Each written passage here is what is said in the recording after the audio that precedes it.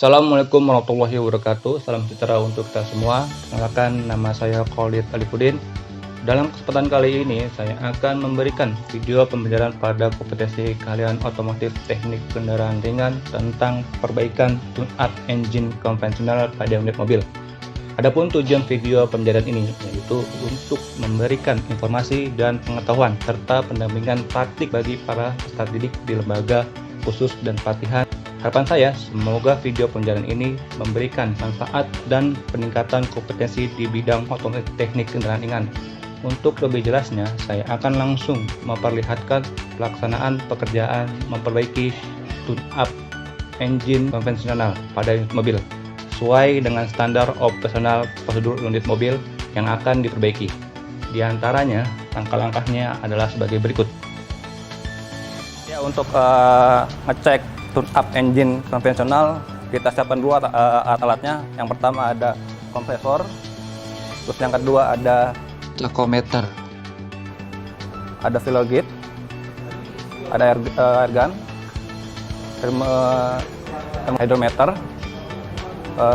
tester baja.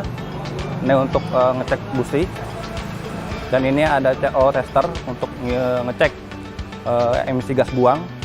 Di sini ada kunci-kunci, ada obeng plus minus.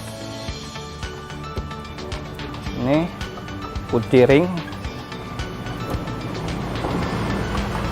sama juga, sama, dan seterusnya.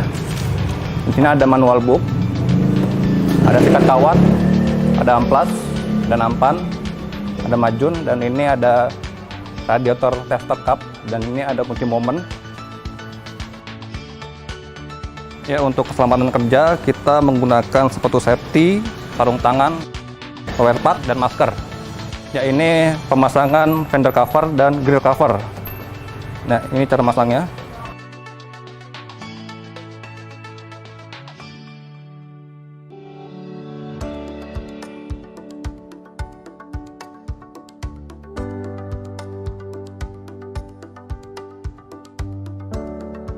Ya, ini proses pemasangan seat cover.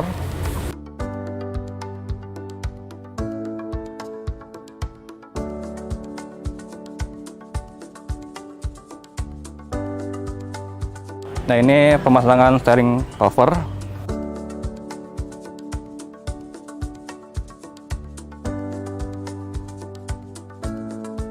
Ya, ini proses pemasangan power cover.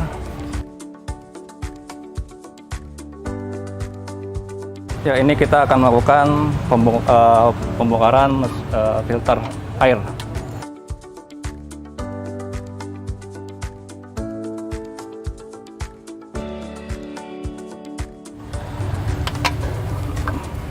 Ini.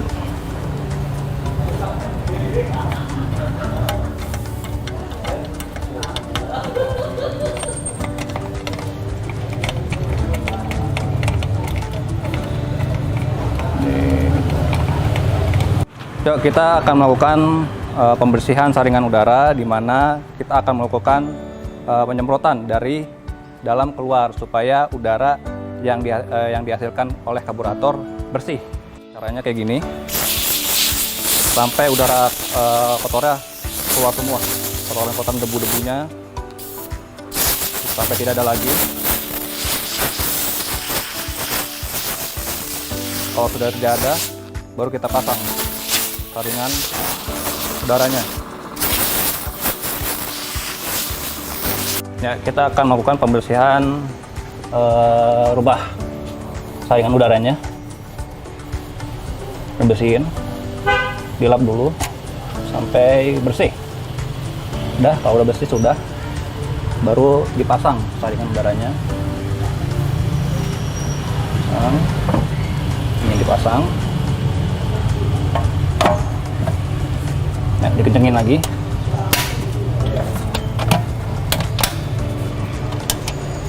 Baru terakhir dibaut sampai kencang.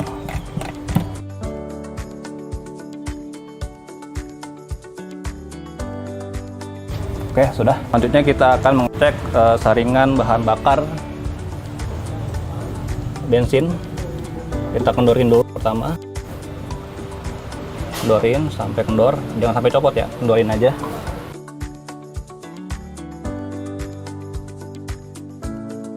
Habis itu dilepas.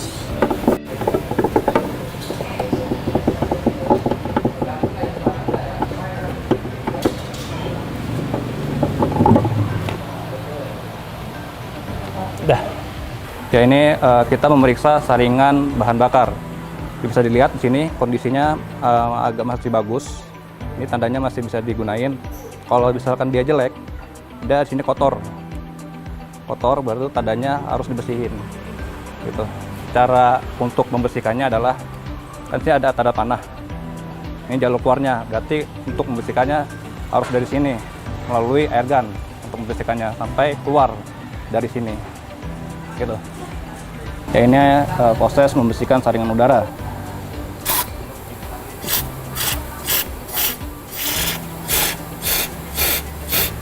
Pelan-pelan ya, sampai tidak ada lagi bensin yang keluar.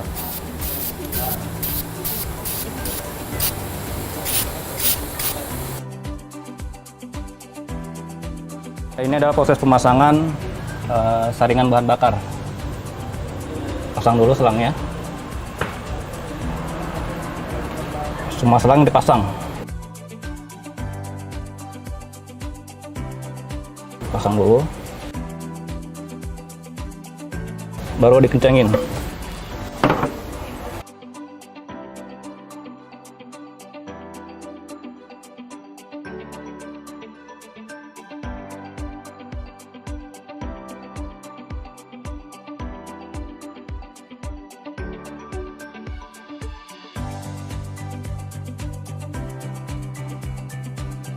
Kalau sudah, dipasang ke posisinya kembali.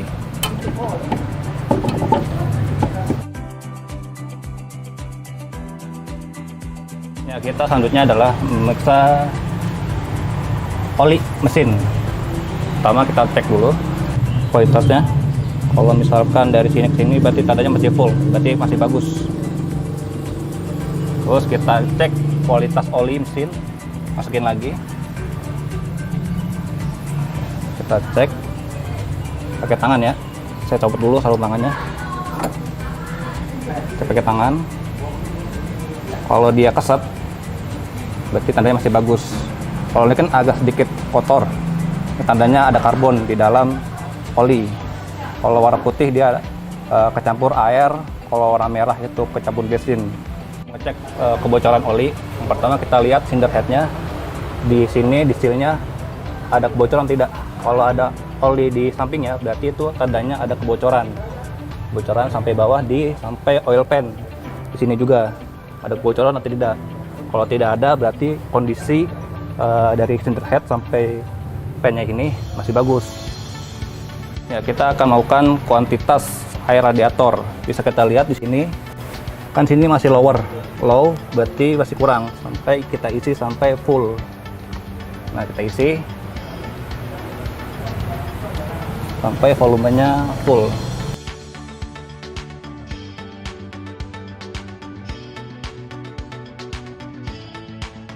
Nah, ini udah sampai full. Kalau sudah, tidak usah ditambahin lagi. Kita tutup. Oke, selanjutnya kita akan ngecek kebocoran radiator. Pertama, kita buka dulu, tutup radiatornya.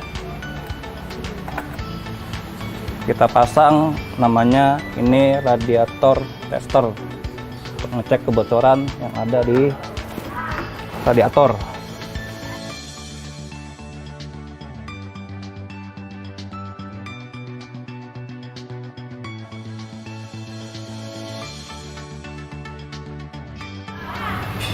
Habis itu kita pompa sampai naik jarumnya.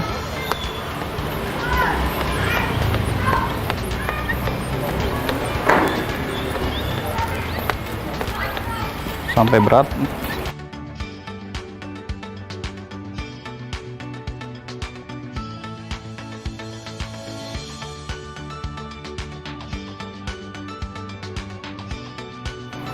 Nah, habis itu kita lihat di sininya ada kebocoran di sini.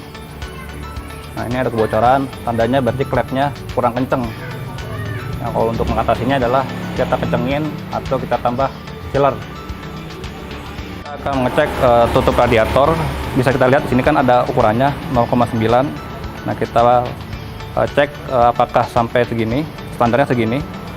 Pertama kita masukin. Habis itu kita pompa sampai batas yang ada di sini. Pompa. Nah, ini menunjukkan tandanya sampai di 0,9. Tandanya kalau turun dia masih bagus.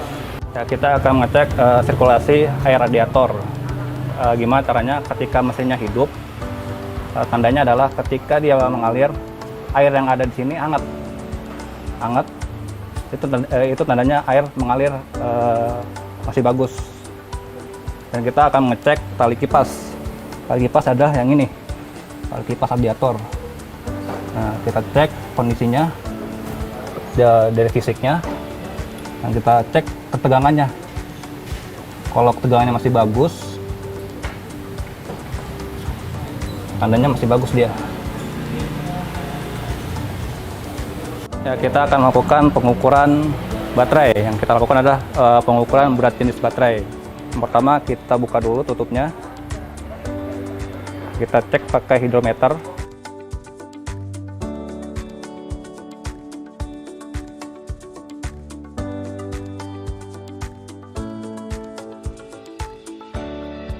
Nah, bisa kita lihat kondisinya 1,250 di warna putih. Berarti dia masih agak baik karena tadi masih di putih. Ya, kita akan melakukan pengukuran tegangan baterai. Kita siapin alatnya, ini adalah multitester. Kita hidupkan di voltmeter.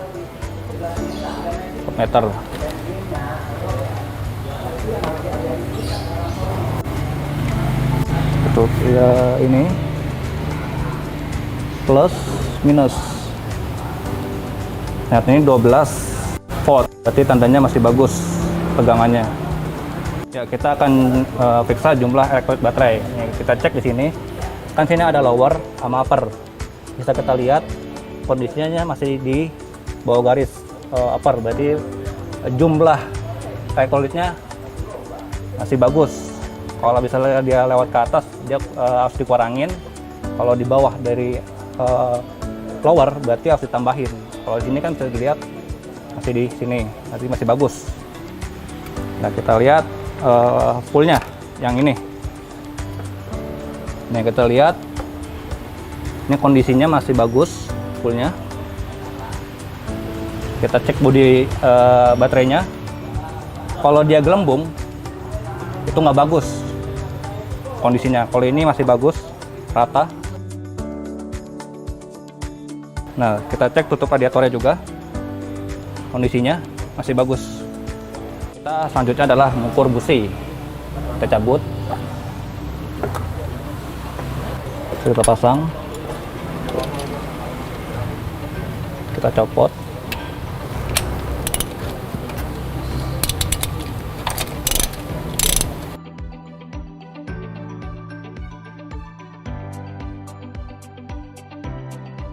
Yang kita ukur adalah celah businya pakai filler gauge.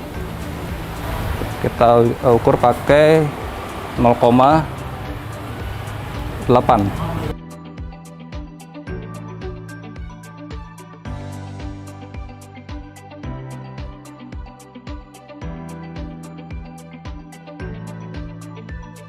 Kalau nggak ada 0,8, kita gabungin aja antara 0,50 dan 30.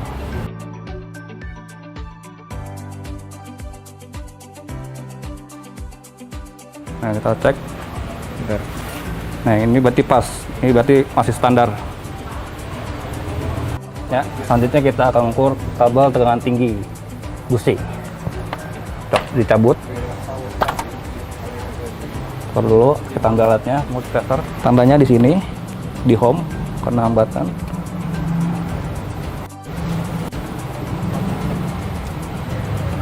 Tandanya 1,1, masih bagus. Karena tangannya cuma satu. Ya, kita akan ukur tahanan koil, primer, sekunder, dan blast. Yang pertama kita ukur tahanan primernya dulu. Tahanan primernya dulu.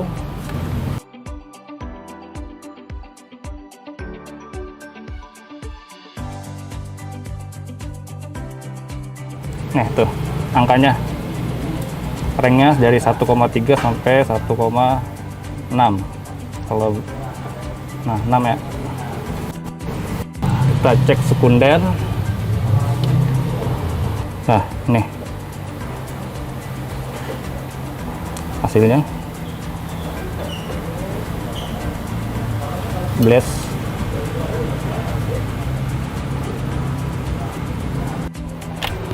Ya, kita akan ngecek platina. Setelah platina, kita buka, kita copot rotornya.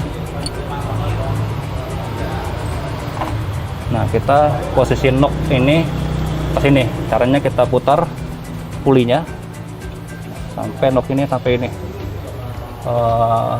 Derajatnya sama yang di sini.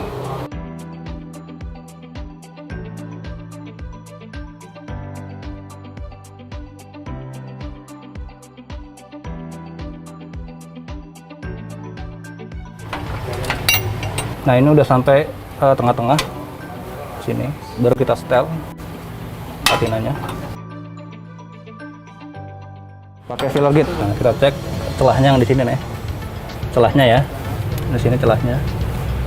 Nah, berarti celahnya masih kurang, kita kendorin dulu sampai dapat celahnya ini, pakai 0,3 kendorin.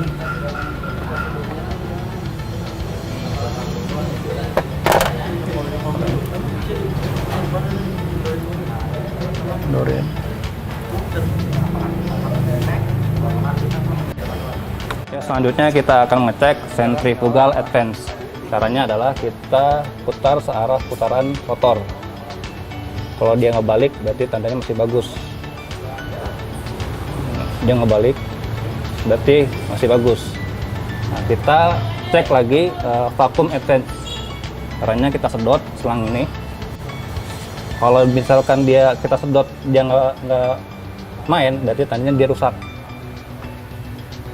Sedot. Nah, tandanya berarti dia nggak mau nyedot, berarti kurang bagus. Tandanya harus diganti. Nah, kita penyetelan saat pengapian oktan selektor. Apa itu oktan selektor? Ini oktan selektor, kita menaikkan jumlah elektron oktannya, mau kita naikin apa kagak. Kan kita pakai ini kan bensin premium itu oktannya 80.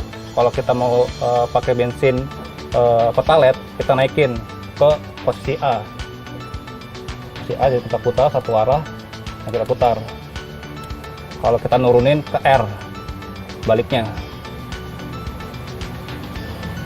Nah, selanjutnya akan menyetel sudut duel. Caranya gimana? Kita pakai tachometer.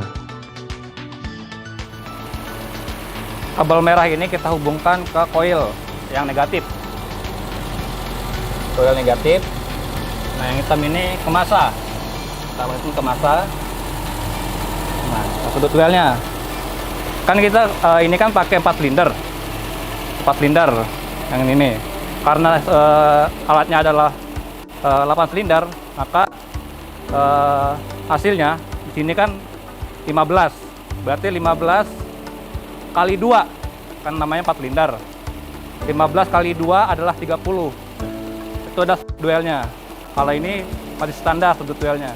Ya, selanjutnya kita akan mengecek baut kepala silinder. Nah, ini adalah baut kepala silinder. Kita cek aja kondisinya. Ini berkarat.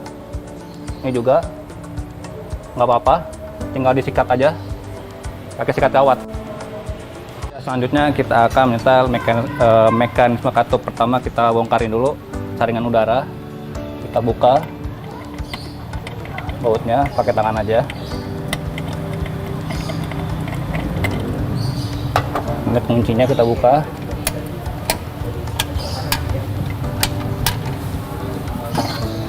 Kita buka.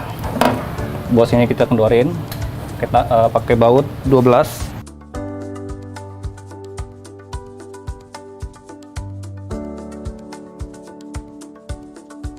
diangkat langsung.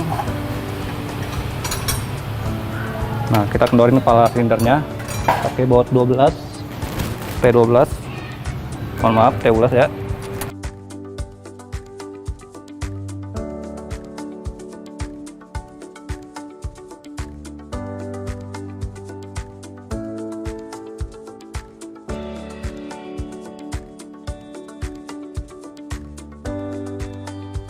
Terus kita buka baut 10 ini pakai T10.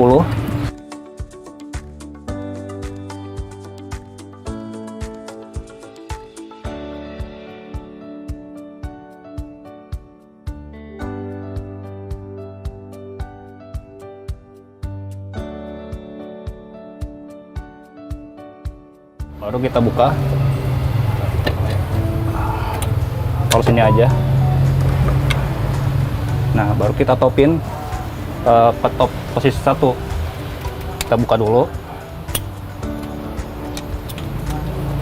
posisinya, kita putar pulinya sampai ke posisi top 1. Kelihatan top 1 sampai diputar. Ini rotornya menunjukkan ke posisi 1, silinder 1. Nah, sini sudah sampai silinder 1. Tandanya adalah katup X-nya kendor, in-nya kendor, in yang sini juga kendor, X yang ini kendor. Itu tandanya berarti sudah top 1. Nah, untuk mencolok katup kita pakai kunci ring 12, baut min sama filler gate. Kalau yang X itu adalah 0,30, yang in-nya 0,20.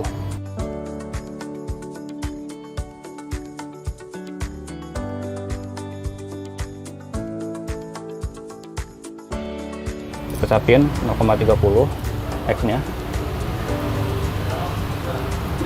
Ya, 30.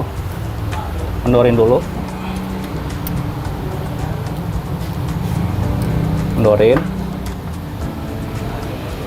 Kendorin. Baru kita setel di sini. Kalau dia keset berarti bagus. Nah, selanjutnya katup nya adalah 0,20. Kita cari.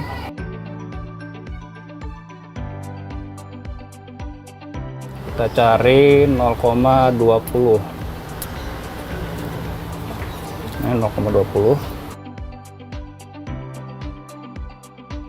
Sama kayak tadi. Dikendorin.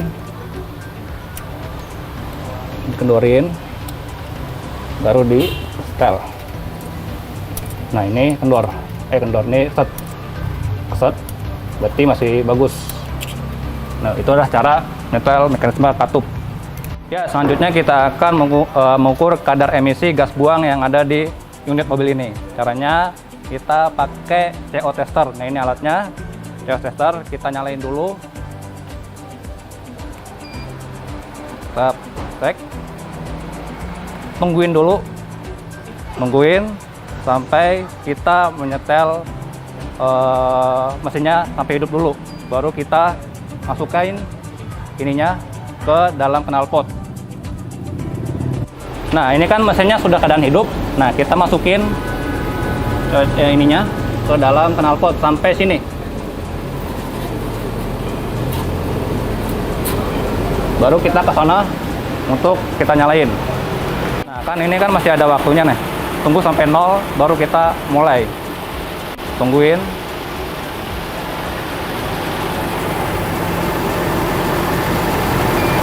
Kalau udah masih ada waktunya, tungguin lagi. Kalau udah kita pencet. Nah, ini kita tungguin sampai nilainya stabil, nggak ada yang naik, nggak ada yang turun. Tungguin aja sampai nggak ada yang naik dan turun. Ini semuanya stabil. CO-nya stabil, CO2-nya stabil, HC-nya stabil, O-nya 2 stabil, lambdanya stabil, AFR-nya juga stabil. Tungguin, kalau sudah kayak gini, sudah tidak ada yang naik turun, berarti kita mulai print. Kita mulai print hasilnya. Kita saya mulai print.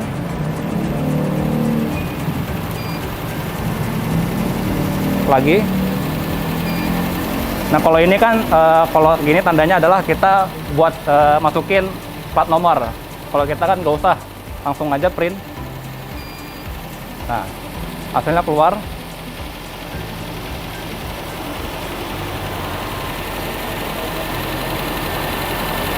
Sudah. Nah, ini hasilnya. Kadar CO2 segini. Ya, selanjutnya adalah tahap akhir, yaitu menghidupkan mesin ketika kita sudah melakukan tune up engine konvensional. Kita udah semuanya kita servis dari mulai air filter, radiator, dan lain-lain. Saatnya kita menghidupkan mesin.